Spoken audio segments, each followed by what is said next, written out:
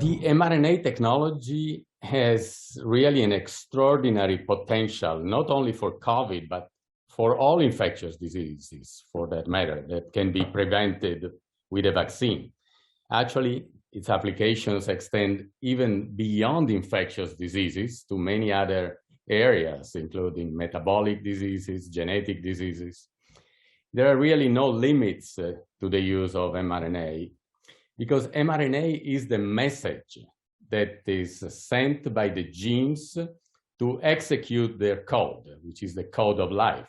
Back in 2016, and this is well before the COVID pandemic and the rise to fame of mRNA vaccines, we made initial contact with Moderna, that is one of the two pioneering companies in mRNA technology, because we felt that mRNA could help to solve the extraordinary challenge that is the development of an HIV vaccine. Consider that we are nearly 40 years into the HIV/AIDS pandemic, and we still do not have a vaccine. And Moderna was very receptive, and we decided to embark in the design of a new vaccine based on our ideas. We actually tested the vaccine first in mice to validate its design, and then in monkeys, in rhesus macaques, which are similar to humans because they can be infected with a chimeric virus that is called the simian human immunodeficiency virus, or SHIV, that is very similar to the human HIV. And after many booster immunization, as I was saying, we started to see something that no other vaccine so far had achieved.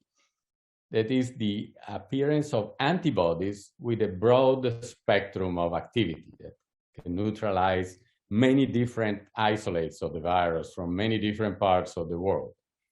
So this was really one of those eureka moments.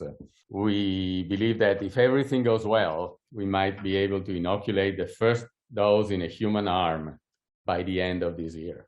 Now, if the results are good, and we could know in a year from the first inoculation, then we will design a much larger and more ambitious clinical trial, a phase 2/3 study that will probably be conducted in Africa, in a region of high risk, where we can really evaluate if the vaccine is effective and confers protection from HIV.